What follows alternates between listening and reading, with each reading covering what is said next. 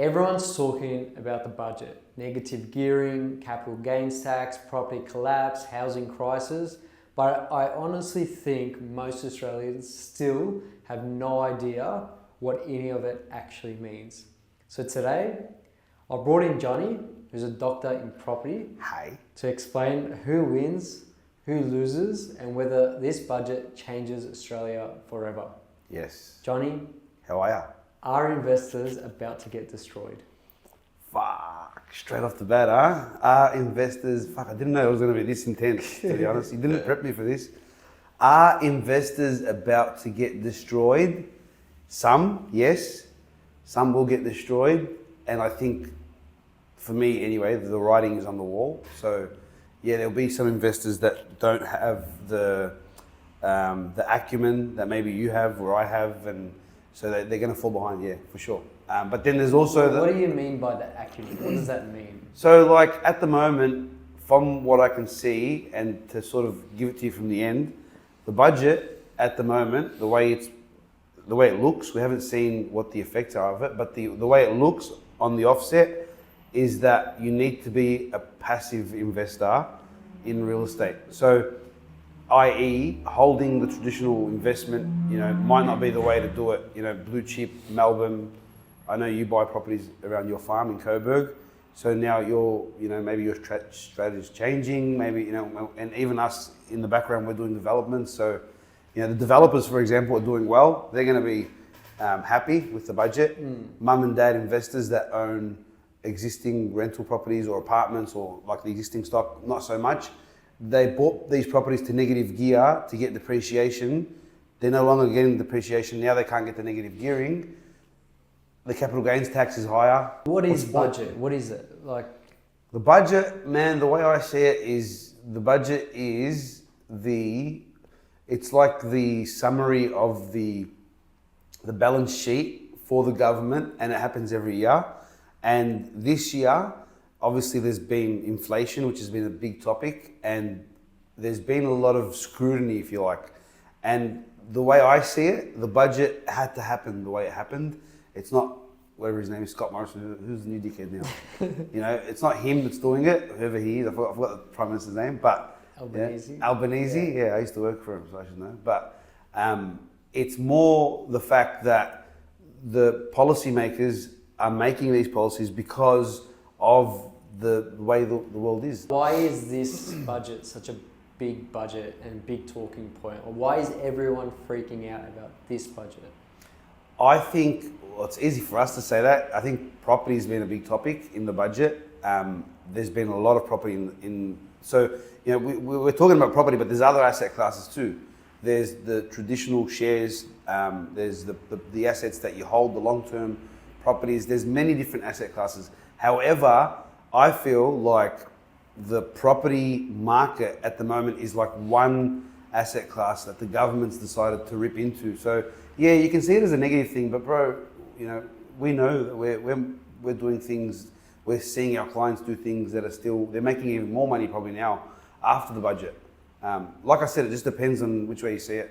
So you mentioned something about inflation. Like, what is inflation? Inflation is pretty much it's the increase in the cost of everything. So goods and services. Goods and services. Well, if you want to talk about how it's measured, there's a consumer price index, and that gets measured from financial year to financial year, and that is it's a bit of a picture on how expensive things are getting and how quickly that's happening. Why are things getting expensive? Right now? Yeah. That's a good question. The answer to that is that money, like currency, we call it currency, it's not really currency, but money, it's called money, is losing value. So it's actually if you look at it as an asset class, like property, it's actually a depleting asset class on your balance sheet. It's buying you, this phone used to cost me $1,000 last year. This year it's $1,500. So did the phone get more expensive? No. But did your money lose its buying power? Maybe. Because it seems like everything is getting more expensive. It's not just like the phone got more expensive. But why is everything getting expensive? So we understand inflation is the increase of costs of living, costs of services, products and services, etc., etc. But why is that happening? That's happening due to the well, in the short answer, the manipulation of the governments in getting involved with the market, really. The market is meant to be a free place for people to trade, for entrepreneurship to be encouraged. But if you look at the budget, they're not encouraging any of that. So whenever, and you'll see this after the budget, whenever the government gets involved, like they did last night, the ramifications are that we have inflation. We're going to have, and who cops that? It's really the end consumer is the poor guy down the road. It's not the guy that has 50 properties, because he's going to jack up all his rents. He's not going to really feel the boat move. But the guy that's paying $600 a week in rent used to pay $400 a week 5 years ago, as we know a lot of our clients have. They're real stories. They're now going to be paying $800 maybe in the next year. So that's inflation. So with this budget and with inflation, what is the government trying to fix? The government says that they're trying to fix affordability, which is so funny. Affordability in which sector? Because from what you just said, the budget could not just property. Yeah. So I understand that they're trying to... Or cost of living in general. So they've given out that $250, yay. Like, doesn't even get you a tank of fuel. So let's talk about that $250 tax cut that they've introduced. Does that add to inflation, or does that... Yeah, of course it adds to inflation. It's more, there's more money. So think of money as like a phone or a microphone. It's a product. Money's a product. So if they're giving out more money now, they're going to put more money in, but there's no more GDP. They haven't made anything. There's no growth. What's domestic GDP? GDP is a value. It's a value of your net, as a country, your net imports versus your net exports. At the moment, we're not making anything for that $250. It's almost like the government just printed the money and gave it to everyone to shut them up. But the reality is, now that there is only $250 more, it's still more money. It's not that much more, but it's more money. We're going to see people with more money now fighting for items like this phone, like a bottle of milk, like anything, and hence why prices go up, and they label it as inflation. So you could argue that the government's doing it. It's but then I'd be a conspiracy theorist. So I mean, I'm just the guy from COVID. Yeah. Right. I mean, what does this mean for someone like me? What does this mean for a person? Like, what does inflation mean? GDP mean? Yeah. What does cost of living mean? What does all this sort of stuff mean to a person that's just another guy from Coburg? Yeah, I think, look, for me, because I have an accounting background, I have an interest in all this stuff. So naturally, whenever I hear the budget or I hear interest rates or whatever, I get attracted to it because it's the way I've been disciplined. But the reality is that the way things went last night with the budget, people's lives are about to change and they don't even know it. In what way? Well, how many clients do we have that have multiple properties that are now, or they're going to grandfather the capital gains tax, but they've all got these old inner city, Brunswick blocks of land that they can now not really carry a tax benefit forward with. So why would they hold that asset? When you say tax benefit, what does that mean? Well, again, the negative gearing, which we parade. Can we explain what negative gearing is? Negative gearing is when you own a property and the property to run the property costs you more than it earns. So it's so if that happens, it's negatively geared, it costs you more. If it's, some regions you can buy a property and get a high yield, and sometimes you get a positively geared property. So it'll make more cash flow than it'll cost you per year.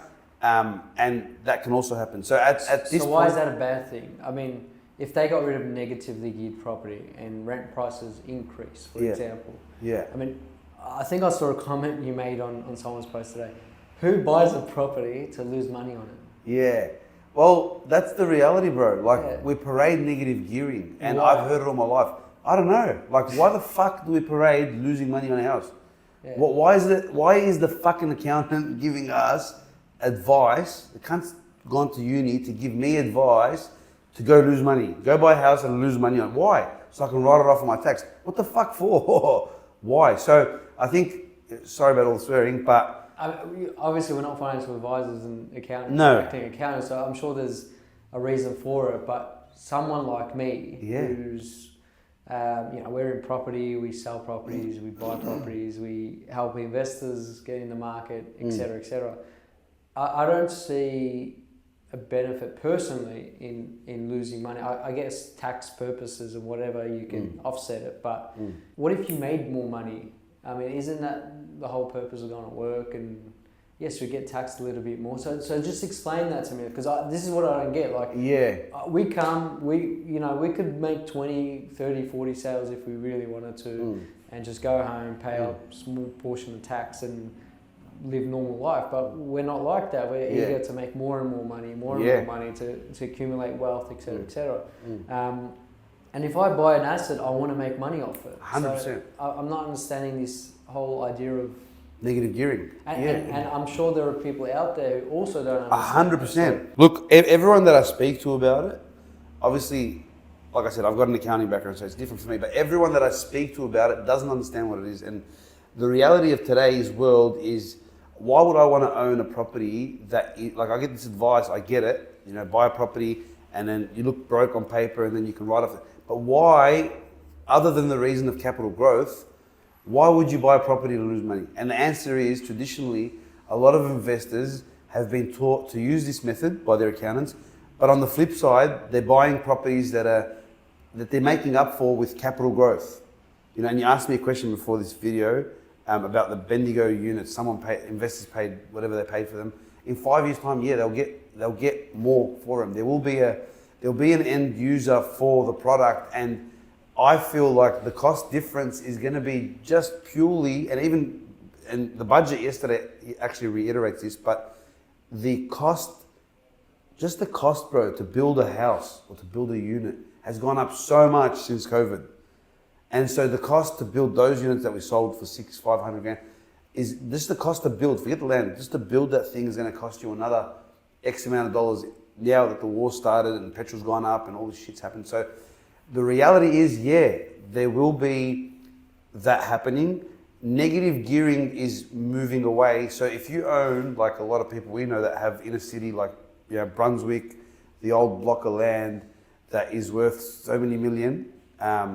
So they're all these asset rich people, but don't have $1 to buy a cup of coffee. Why would they hold an asset if now they're not even going to be encouraged? If the government's going to say no, there's no more negative gearing. Why would they hold it? Doesn't make sense. We're not public housing to go and charge people so much money for rent and all the fucking red tape and all the rental laws. We see it every day. People, how many investors tell you it's not worth having? I've got to fix this property, it's not worth having. So negative gearing is a concept that is dead. And the budget yesterday probably reiterated that. It put the final nail in the coffin. And in fact, the government's now encouraging development, which is good. So what happens to those people that have those block of units in Brunswick, Carlton, Coburg? Well, if it's a block of units, depends. Like if it's subdivided now, then they've got it's a block of units that are individually titled. But if it's just one title and it's still just one property, so it really depends. And like I don't want to give anyone financial advice, but I think the most important thing right now is to pick up the phone, call an agent, maybe call, like not every agent's going to know either, so you've got to call someone that really understands and talks the way we talk about these things, because there is a good chance that the budget yesterday has affected the value of your asset moving forward. And again, we are forward-thinking people, so we will look at the property and we'll say, well, you've got a block of land, well, develop it, You're going to be able to sell this for a lot more. It's going to be easier to sell this off the plan compared to the COVID years, because now, look, the budget shows that the conversation is different, but I would tell everyone that answer is always different. I'd say pick up the phone, call an expert and, have the conversation. Call us. So Johnny, are we actually in a housing crisis, or do politicians just say that every election? I think the reality is we are in a housing crisis. We've always been in a housing crisis. And then now, to add fuel to the fire, immigration's been cranked up. Interest rates are going up. And we're still seeing a two-tiered market where there's still properties that are performing exceptionally well in the market. and then there's other properties that are lagging. And we had this conversation on the weekend about a property that you saw. The multi-million dollar properties that have dropped, and the sort of bread and butter properties that are still moving along because of that cost basis. But like, to answer your question, I can't. The future for housing looks different. Like, since the budget that I saw last night, I don't think anyone can say that they had planned for this. So definitely sit down and have a chat with someone that understands. Yeah, what was your question again? Let's talk about the thing everyone's panicking about, which is negative gearing. Gearing. What even is it? Negative gearing, what even is it? Well, I mean, can you explain it? Yeah. On the whiteboard, like, can you draw it out? Yeah. Just so for the average consumer who is hearing these words right now and has just no idea what the hell it is. Yeah. And why do investors love it so much? So I'm going to draw this. I haven't prepared for this, but I'm going to try and draw a bit of a chart maybe. Your purchase price is, 1 million, nice and round number. And let's just say interest cost is, 5% per annum, nice and round number. So that, costs you 50,000 per year in interest. Then you got the rates, say, rates and associated costs. There might be another, call it 5K.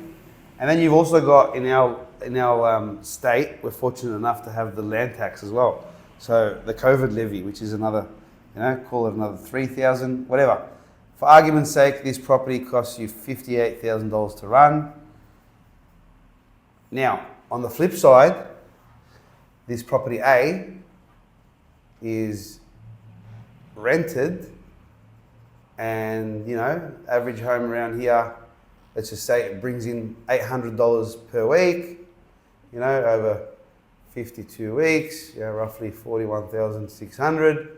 And now this is the income that the property is generating. So you've got $58,000 as a cost,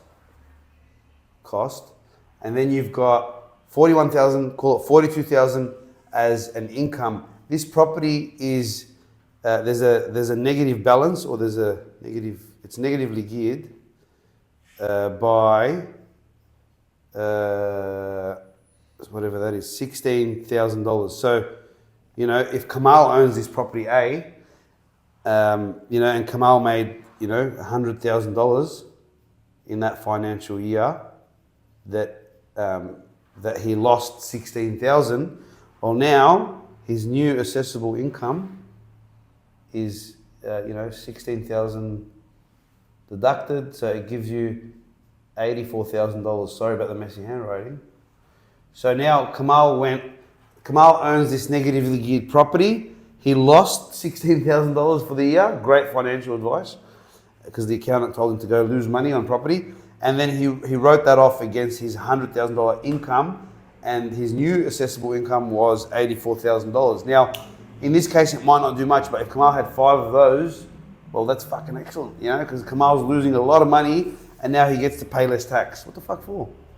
You get to drop your tax bracket to, so you know what I mean? Like, it's cost of living is through the roof. No one wants to buy a property to lose money, on top of all the pressures that society has already. And I haven't even included like the maintenance costs.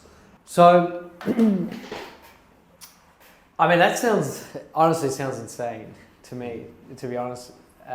Why do investors love it so much? Why do they love it so much? Again, it goes back to the traditional ways of thinking and the traditional ways of doing things. Look, but the traditional ways of doing things don't really work now. Like, I don't see, like, you see all these new billionaires, they're all tech billionaires. They're not, like, tech wasn't around as much 20 years ago. So I find that, investors do have an obsession with it, but I don't know what, other than the hype that we put out, like negative geared, like it's such a big thing. I don't know what's so good about it. Like, what's so good about losing money? That board there, If that was a business and I was running it and it was losing 60, I'd close the business. So I've been getting a lot of phone calls literally in the last few days about this budget that's coming out now. It's come out, and now today, honestly, my phone hasn't stopped about this negative gearing nonsense. Which is not financial advice. This is not financial advice. But the reality is, like, before this week, the conversations were around the idea of paying extra land tax. Yeah. Oh, we pay too much land tax in this country, we pay too much land tax in this state, etc., etc. But then on the other hand, people want to lose money on properties. But from my understanding, and I might be wrong, this again is not financial advice, land tax is tax deductible, isn't it?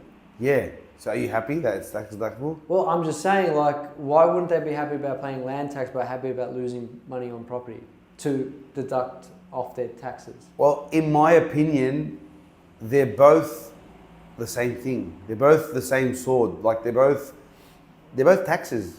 I understand that, but what I'm saying is that was such a big thing, and now that these guys are getting rid of the negative gearing. I don't think people, like I said to you, I think people need to get on the phone and have a chat with their financial person or have a chat with their agency. And if their agent's got a bit of a wit like we do, they might even put them onto an accountant or whatever. Talk to someone that understands what's happening, because I'm telling you, these accountants these days, like if they're parading this, you know, to me, I feel like people are now starting to realize, like, because like I said, we live in a world where things are expensive. So people are sitting there and they're calculating the dollar to the last line and they're saying, hang on a sec, this is not worth it. Like, what's the point? It sounds insane to me. It is insane.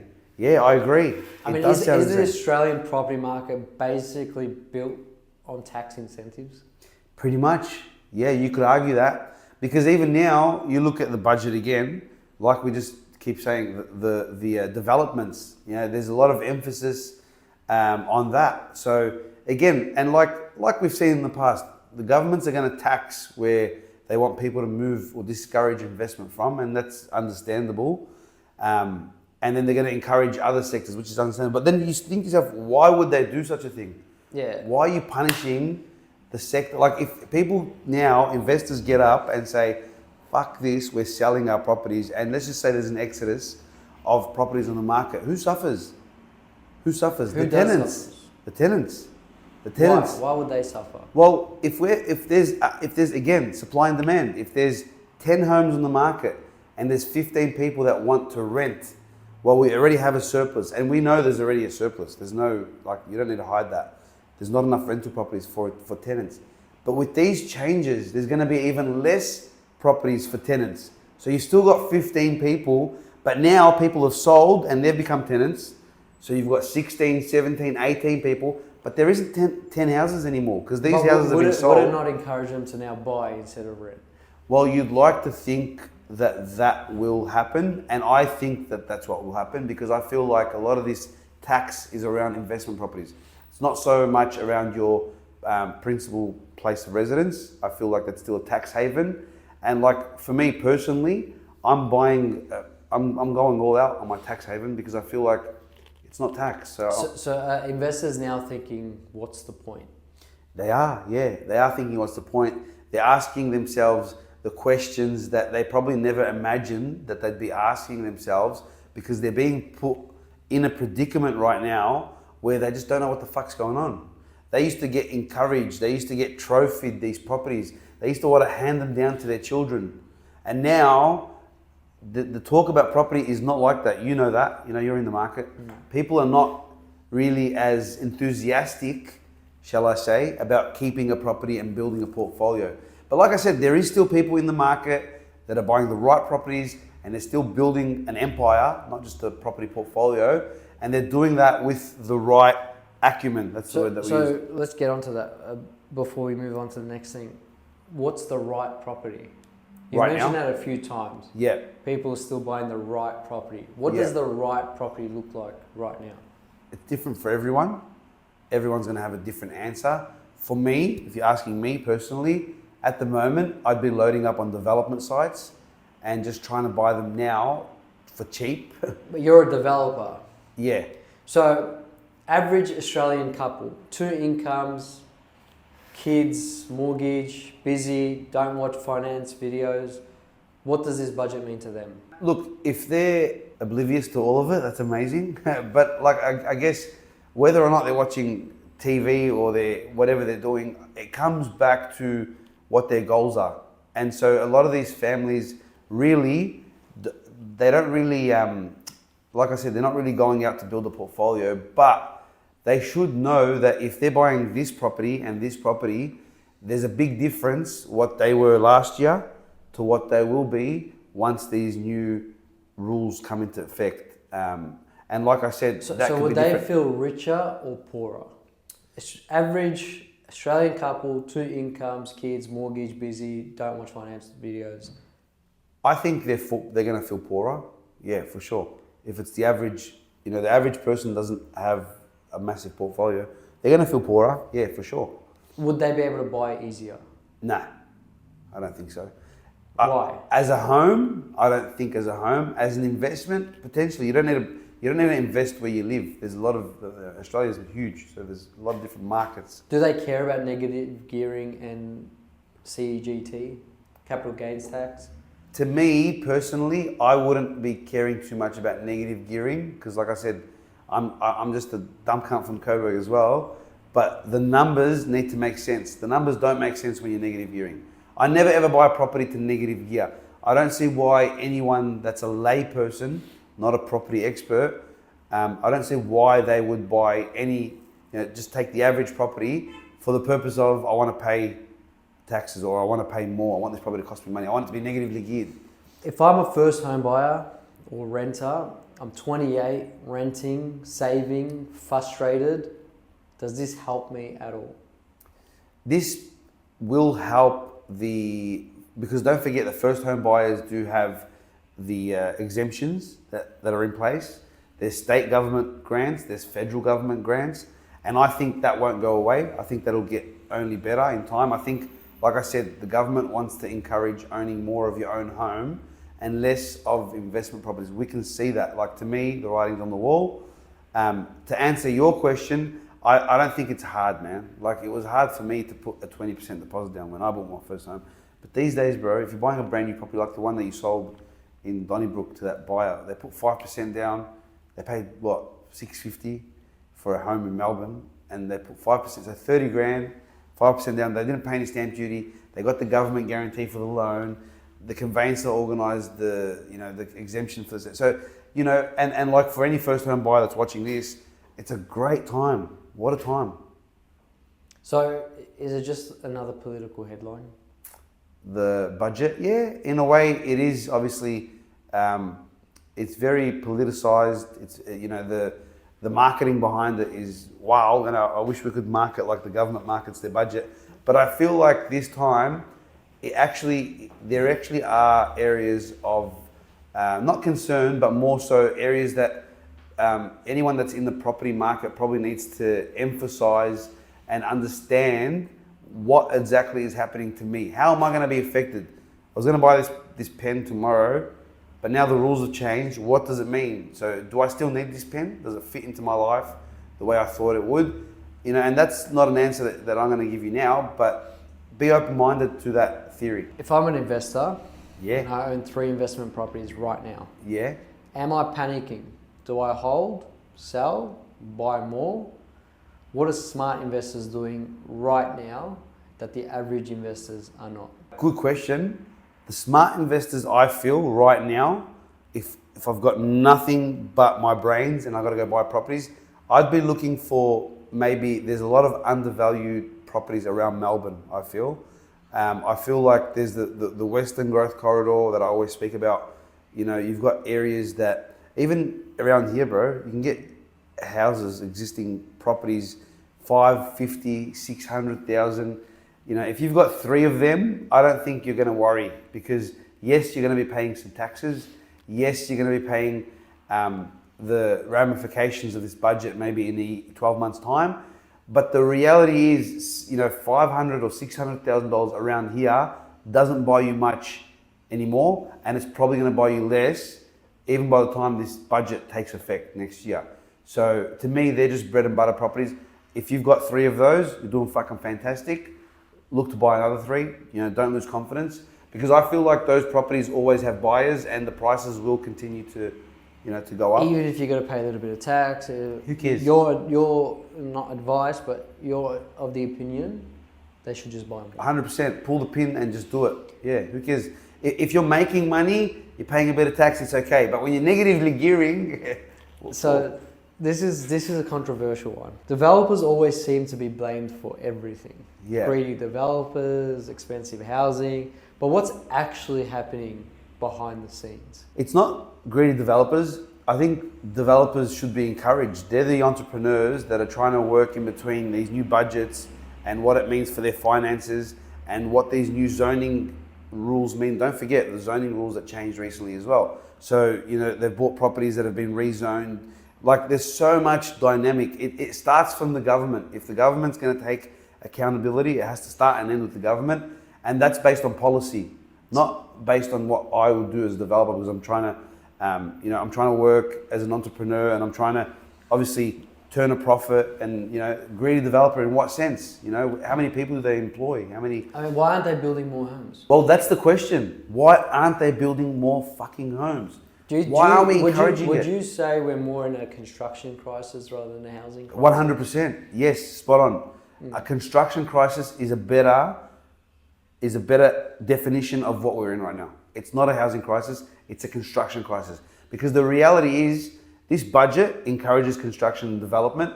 And so, yeah, okay, you can go and buy a brand new unit and get the negative gearing, but how much are you going to pay for that unit? And that's probably what's going to drag the whole market up. You know what I mean? So, like, if you're paying for a $600,000 unit today, would you believe if I told you that that unit that you sold in Bendigo today, 600 say, in 3 years, baseline will be 800? You might believe me because you've seen it. So this really, ultimately, this budget would, from initial glance, looks like it'll benefit developers more. It will benefit developers. Put more profits in their pockets. Yeah, not all developers. I'm generalizing when I say it will, because the thing is, the developers are the ones moving the economy. They are. How many people do developers employ? Yeah, I agree. I think the developers are the pinnacle of our economy. 100%. Maybe not the small developers, but the bigger developers, of course. They add more jobs, supply more housing. If construction can, I guess, be balanced out a bit in terms of trades, and I think there's a new incentive for trades coming from overseas as well. There is. Which in my opinion is a great thing. We're looking to hire. Yes. To work. Lastly, before we gotta wrap this up, who wins, who loses? Biggest winners from this budget. Rapid fire questions. Yeah. Biggest winners from this budget. Property developers, investors. Biggest losers. Tenants.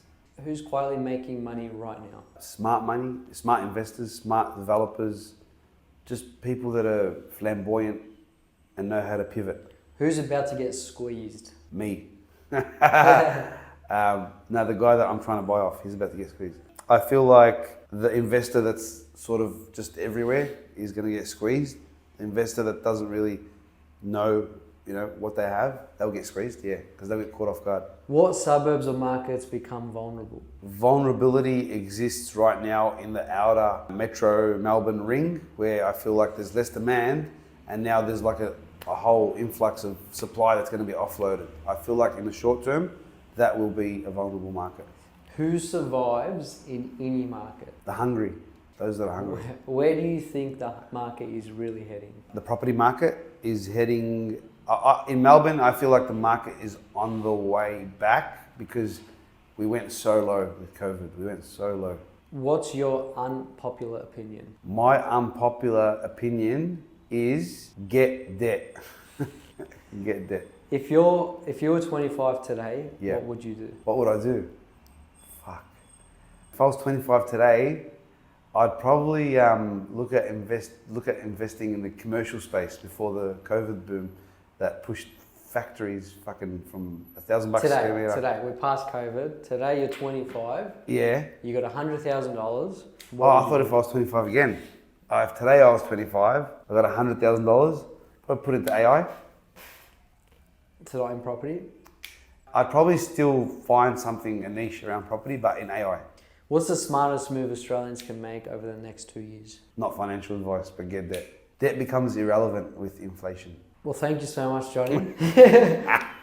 Doctor of Property. Bro, lost the sentence. Thank you very much.